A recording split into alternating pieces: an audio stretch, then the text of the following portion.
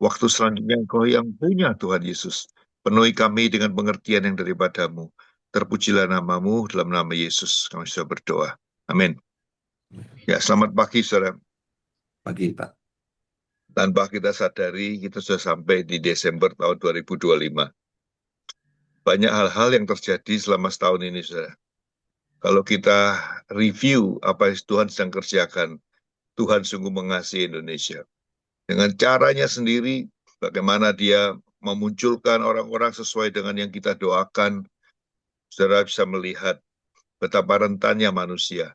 Semua yang baik, karena tindakan-tindakan korupsi, itu bisa merubah hati orang, saudara.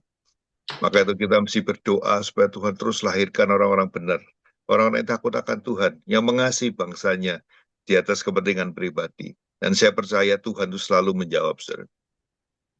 10 hari yang lalu saya baru pulang dari China, saudara. Saya diberi kesempatan oleh Tuhan untuk melihat apa yang sedang terjadi di China, saudara. Saya pergi ke 4 kota, saya nggak ikut tur, saya jalan sendiri. Saya pergi ke Xi'an, terus saya pergi ke Wuhan, terus saya pergi ke Nanjing, terus saya pergi ke Shanghai. Perjalanan cukup jauh, ribuan kilo, tapi saya ingin melihat, saudara. Karena di dunia ini ada berita yang selalu dua poros, saudara. Satu dunia barat, satu dunia timur, saudara. Maka itu terbentuklah sekarang BRIC, terbentuklah kelompok-kelompok G7, G20 yang bentukan barat.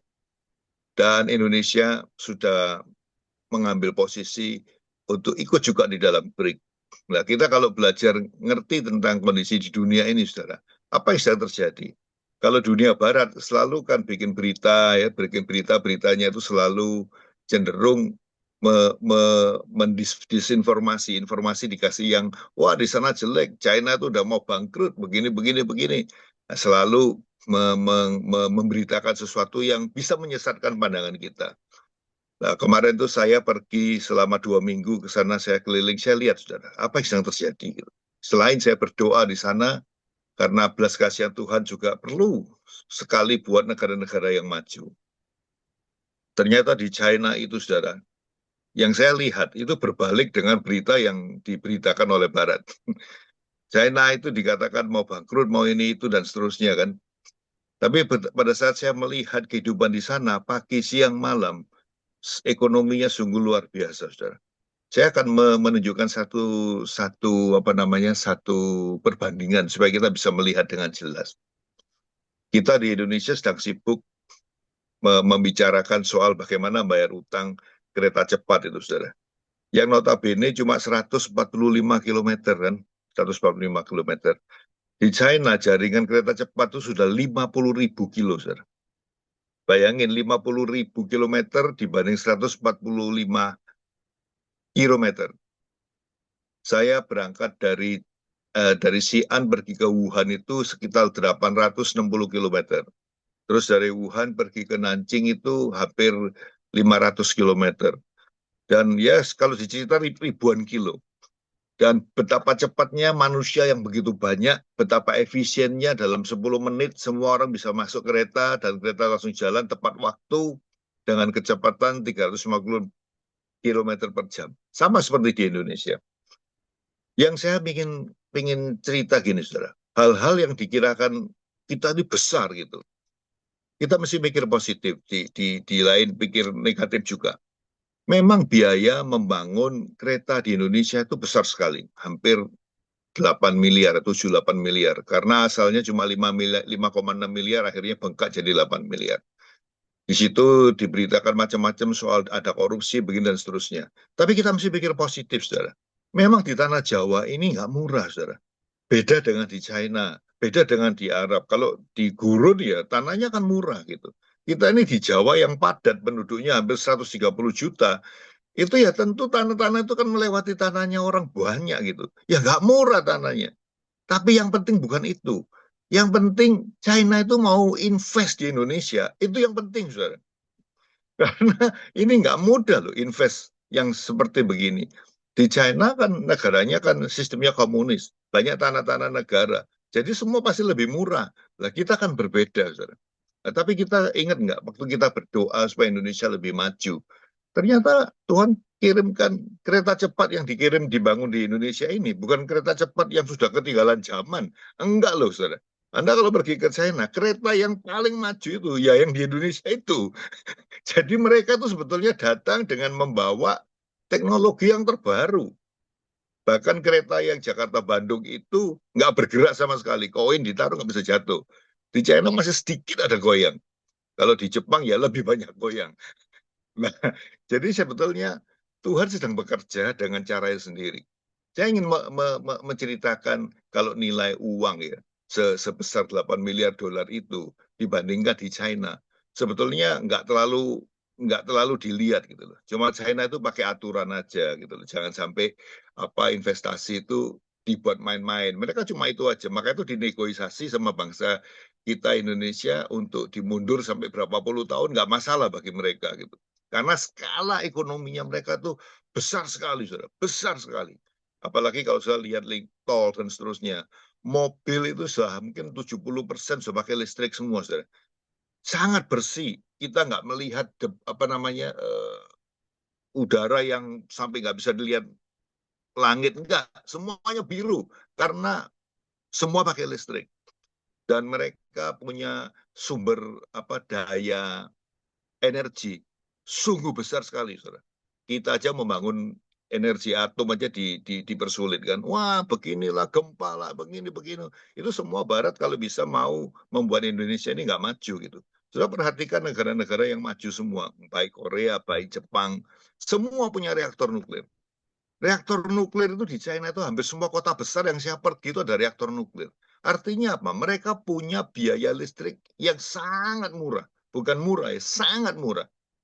Sehingga nggak bisa dipermainkan kayak kita di Indonesia ini kan dipermainkan pakai minyak, pakai solar, semuanya dimainkan sama apa oligarki dan orang-orang yang senang dengan koruptor itu ya. Koruptor-koruptor itu memang mesti didoain terus supaya dipatahkan. Di China itu sangat murah. Terus belum lagi kalau kincir angin yang muter itu, saya dari Nanjing sampai ke Wuhan, kereta cepat yang jalan 300 km per jam, hampir 1 jam itu saya melihat kincir angin terus. Ya. Dan jumlahnya itu ribuan. Sudah bayangin. Mereka listrik nggak kekurangan. Belum lagi bendungan yang dibuat untuk listrik. Jadi di China itu listrik itu murah, saudara. Maka itu mobilnya pakai listrik semua, sehingga efisiensinya sangat tinggi. Saya naik taksi tanya sama mereka, Anda kalau pakai listrik nggak repot? Nggak ada masalah, dia bilang. Kita cas di sini, mobil di parkiran aja tanpa colok pakai kabel. Itu sama kayak HP itu. HP itu kalau casnya nggak pakai adaptor, tinggal ditaruh aja gitu kan. Itu sama mobil tinggal diparkir itu sudah ngecas sendiri. Sangat maju sekali, saudara. Nah, disitulah saya dapat satu gambaran bagaimana Tuhan sedang membuat satu perubahan-perubahan. Pada saat kita berdoa, Tuhan dunia ini kok mengalami seperti ini. Tuhan bisa memunculkan dengan cara-cara dia. Terus saya perhatikan juga soal gereja, saudara, soal beragama. Di China itu tidak seperti yang Barat cerita, wah di sana dipersekusi, orang disiksa, yang sama sekali nggak kelihatan, saudara. Kemarin kan kita dapat berita kan, di China ditangkepin tuh pendeta-pendeta begini. Lu sudah tahu pendeta yang ditangkap itu? Karena melanggar aturan, saudara. Di China itu nggak boleh ngomong sesuatu sebebas-bebasnya kayak kita di Indonesia ini kan bebas banget. Ngomong sakar PDW. Kalau di sana nggak boleh, saudara. Semua yang bisa mengganggu tentang tatanan negara nggak boleh gitu. Maka itu di sana Islam maju pesat, kekristenan juga maju pesat, saudara. Kalau saudara pergi ke China, orang Kristen banyak juga. Ntar kapan-kapan saya share bagaimana ibu tua satu didatengin orang negro. Ibu ini bilang gini, kamu sudah percaya Tuhan Yesus nggak? Loh, kaget saya lihat. Loh, ternyata mereka itu juga nggak seperti wah disiksa itu kan film-filmnya Barat zaman dulu. Di sana gereja juga baik-baik saja, di masjid juga baik-baik saja. Kehidupan keagamaan tidak dihalangin gitu di China. Saya pergi ke sekolahan Konfusiu. Konfusiu itu kan disembah-sembah kan gitu kan. Di sana ada sekolahnya juga, saudara. Saya pergi ke sana ya, mereka punya filosofi, oh seperti ini, seperti ini, seperti ini tentang keluarga dan semuanya gitu. Jadi ada hal yang positif yang ditunjukkan Tuhan kepada saya di akhir zaman ini. Kemudian saudara, ada satu hal lagi yang saya perhatikan saudara. Saya dikasih kesempatan Tuhan waktu nginep di Shanghai itu, jendela kamar saya tinggal itu saudara, begitu buka, yang saya lihat itu ada tower saudara. Di Shanghai itu ada tower yang sangat terkenal. Saudara tahu saya sering kalau pergi kemana-mana, pergi ke tower untuk berdoa saudara. Lah Tuhan tunjukkan di kamar hotel saya itu 2 tower saudara. Satu tower Miao, satu tower Shanghai Financial Center, satu lagi Shanghai Tower saudara. Itu ada cerita yang luar biasa. Saya ada posting di Facebook saya. Ada cerita begini, saudara. Itu bangunan yang satu itu dibikin oleh orang Jepang. Dia waktu itu tahun 90-an mau dibangun menjadi menara tertinggi di dunia. Kemudian krisis finansial 97 membuat bangunan itu tertunda. Kemudian diambil alih oleh orang Jepang dengan dia mau melakukan perubahan di gedung itu. Akhirnya jadilah gedung itu, saudara. Modelnya itu asalnya lingkar sampai ujungnya pipi. Pipi ada lubangnya kayak pisau, saudara. Jadi kalau di orang-orang Jepang itu nganggap itu namanya katana.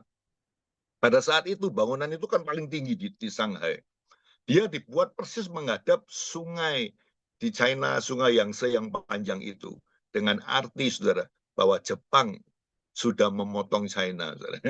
Jadi gedung ini kayak pisau ngadep ke sungai itu mau motong. Sudah tahu satu hari ada orang dari Hong Kong datang, ahli feng shui dia. Dia bilang, loh, ini secara feng shui nggak baik bagi China. Kemudian akhirnya dibangunlah yang namanya gedung Shanghai Tower itu, saudara. Bentuknya seperti apa? Shanghai Tower itu seperti puting beliung. Jadi kalau dilihat dari bawah itu modelnya melingkar gini. Dibangun lebih tinggi daripada gedung yang dibangun oleh perusahaan Mori Jepang itu, saudara. Nah, tujuannya apa? Dibikin ini puting beliung untuk menghalau hawa potongnya gedung yang dibangun oleh Jepang itu, saudara. Jadi kalau saudara pergi China, saudara akan melihat cerita ini. Kenapa? Saya berdoa pagi, saudara. Tuhan, kenapa loh saya ini bangun pagi kok ngeliatin kedua gedung ini gitu kan? Tuhan berbicara gini, saudara. Orang dunia itu kadang-kadang nggak melihat apa yang nggak kelihatan, saudara. Orang yang namanya feng shui itu kan, kalau saudara yang ngerti ya, itu kan ada cerita yang tidak kelihatan gitu. Kalau kita anak-anak Tuhan sudah bebas, kita ini orang-orang merdeka karena kuasa Tuhan sudah di tangan dia kan, kuasa di surga dan di bumi. Bagi orang-orang dunia itu diperhitungkan, saudara. Diperhitungkan. Maka itu gedungnya putar balik begini, akhirnya semua hawa negatifnya dipulangin ke Jepang. Oh, saya ngerti. Saya lihat gedung itu saya ngerti. Maka itu pas saya di sana, Jepang lagi ribut sama China, yang sampai sekarang masih tegang ini soal orang Jepang bilang bahwa kalau Taiwan diserang China, Jepang akan bantu. Tentu saja China juga marah, saudara. Coba aja kayak kita di Indonesia. Kalau ada orang-orang bilang Papua itu nanti kalau diapa-apain akan dibantu oleh negara lain ya, itu kan dalam negeri. Ngapain kamu ikut-ikut ya? Tentu kita Indonesia juga marah kalau ada orang yang ganggu seperti itu. Di Taiwan juga sama. Taiwan itu kan provinsinya China yang membangkang, saudara. Jadi Tuhan kemarin kasih kesempatan saya juga pergi ke Nanjing. Di sana lahirnya sistem pemerintahan Taiwan, saudara. Oh, saya ngerti maksud Tuhan. Jadi saya berdoa di situ. Saya minta belas kasihan Tuhan supaya Tuhan ini benar-benar menyelamatkan hampir 1,4 miliar orang. Kalau dia nggak kenal Tuhan, ya kasihan juga kan. Orang cerita tentang penginjilan macam-macam, tapi kelihatan di depan mata gitu. Ini jumlah besar gitu. Ini kita doakan aja.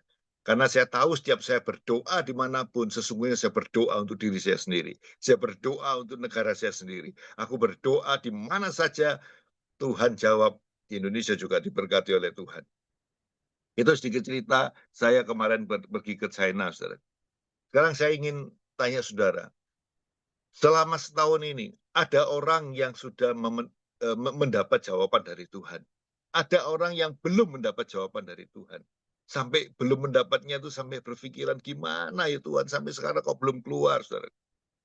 Ada satu yang ingin saya beritahu pada saudara.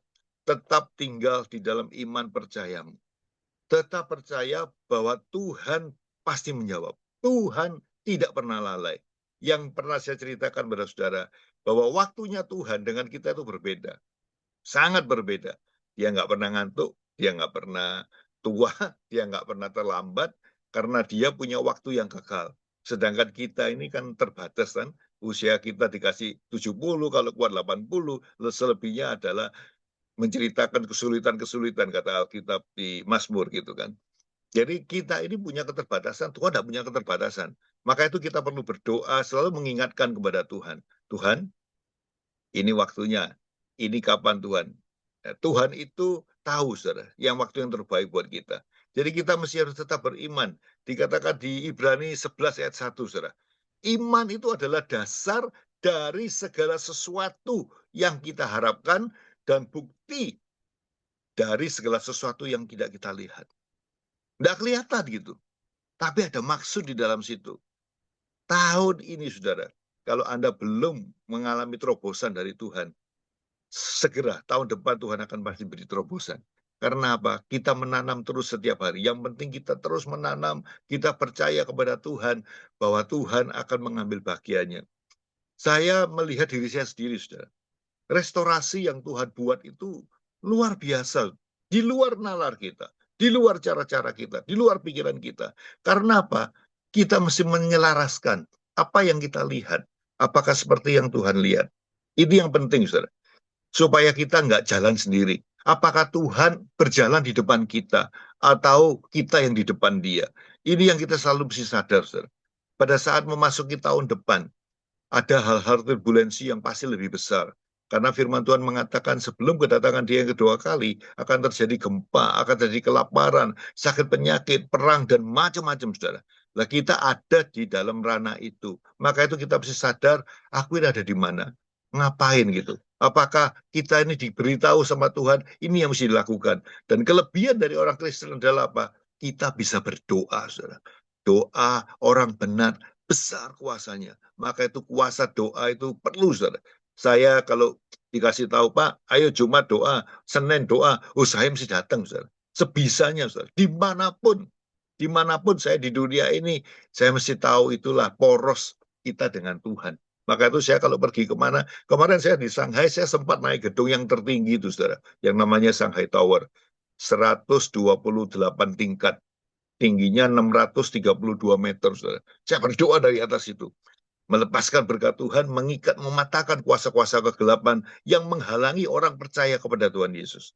Benteng-benteng yang dibangun oleh manusia, aku katakan, tempat di mana Anda berpijak, kalau Anda berdoa, di situ ada kuasa Tuhan. Pasti terjadi terobosan.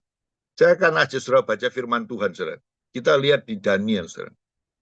Pasal 3 ayat 17-18. Saya bacakan buat saudara biar cepat. Daniel 3, 17-18. Pada saat itu Daniel dimasukkan ke hukuman karena Daniel tidak mau menyembah sesuai dengan perintah raja. Pada saat itu kan memang ada sida-sida raja yang memberitahu raja, itu loh ada orang yang sering berdoa ngadep Yerusalem. Coba raja keluarkan peraturan ini. Nanti kalau dia pasti nggak berdoa. Tujuannya apa, saudara? Tujuannya tidak menyembah raja supaya Daniel bisa dihukum gitu kan. Nah, akhirnya Daniel bilang begini di ayat 17. Pada saat dia dimasukkan ke hukuman itu. Jika Allah kami yang kami puja sanggup melepaskan kami, maka dia akan melepaskan kami dari perapian yang menyala-nyala itu. Dan dari dalam tanganmu ya Raja. Tetapi seandainya tidak, hendaklah Tuanku mengetahui ya Raja, bahwa kami tidak akan memuja dewa Tuanku dan tidak akan menyembah patung emas yang Tuanku dirikan itu. Kita mesti punya sikap itu, saudara. Apapun dunia boleh lakukan, tapi aku tidak punya Allah yang lain. Allahku adalah yang menebus aku, yang mati di atas kayu salib, yang menggenapi semua hukum Taurat. Allah yang telah menyelamatkan aku. Itu yang aku sembah. Ya, akhir zaman ini, masuk tahun depan, saudara, tetap pegang dia. Jangan goyah sedikit pun, karena angin di luar sana besar sekali. Tapi percayalah, kalau kita bersama dengan Tuhan, kita akan tampil lebih daripada seorang pemenang. Itu yang bisa saya sampaikan pagi ini buat saudara. Tuhan Yesus memberkati. Ya, terima kasih Pak Tan Sri untuk